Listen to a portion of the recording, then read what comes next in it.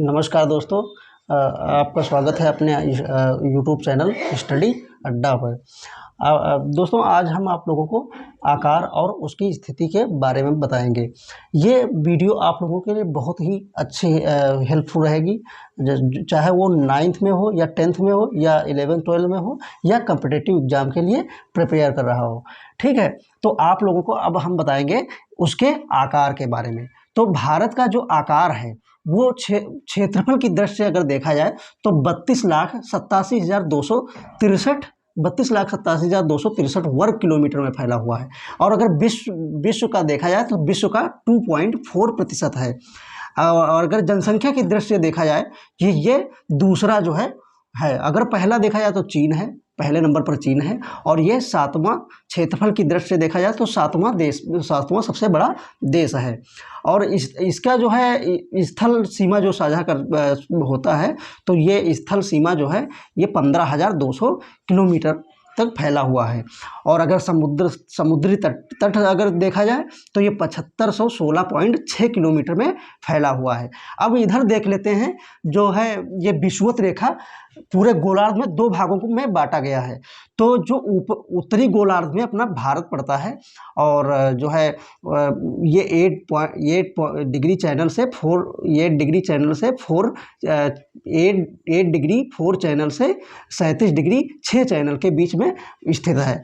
ये आपकी अक्षांश है। और अगर देशांतर के बारे देखा जाए तो ये 68 डिग्री 7 चैनल से 97.25 डिग्री चैनल तक के मध्य स्थित है।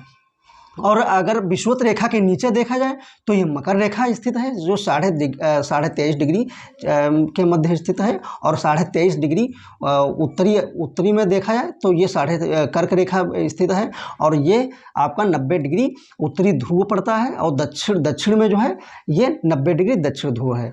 अब हम देखते हैं कि जो है इसको मैप के द्वारा भी समझाएंगे। अब उसके बाद हम देख लेते हैं स्थिति के बारे में। इसकी स्थिति अभी अब आपको आकार के बारे में बताया गया, अब स्थिति के बारे में बताया जाएगा।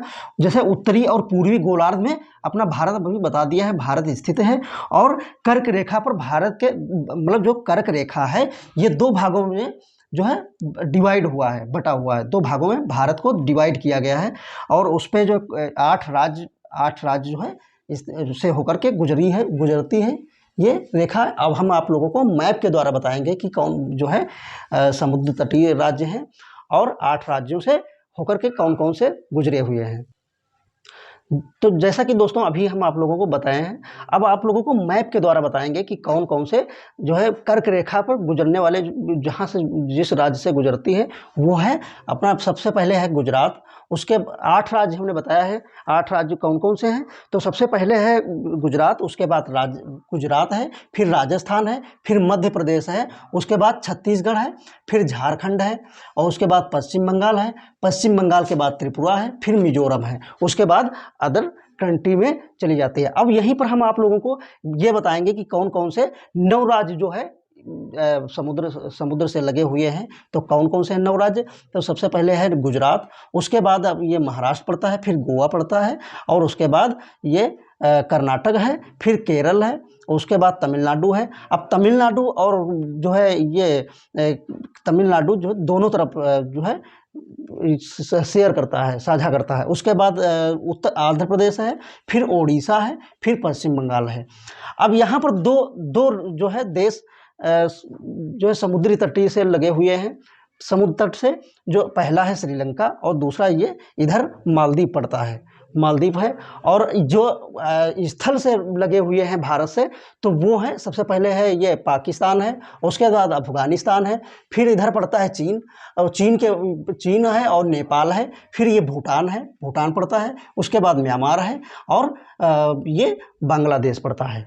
ठीक है, तो अब जो है अब आप लोगों को बताएंगे दोस्तों, अब आप लोगों को बताएंगे कि ये जितना ये नीला दिखाया जाता है, ये आप लोगों का जो है हिंद महासागर है। इधर पड़ता है बंगाल की खाड़ी, और इधर जो है अरब सागर पड़ता है।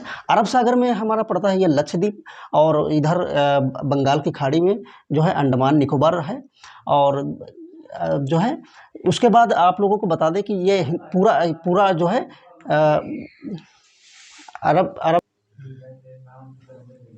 दोस्तों जो ये आप छोटे से मैप पर देखते हैं, जो ये गुजरात से और अरुणाचल प्रदेश तक ये लंबाई ये आपकी जो है ये जो है 2933 किलोमीटर है। और जो ये जम्मू कश्मीर से कन्याकुमारी तक है ये जो है आपकी जो है 3214 किलोमीटर है।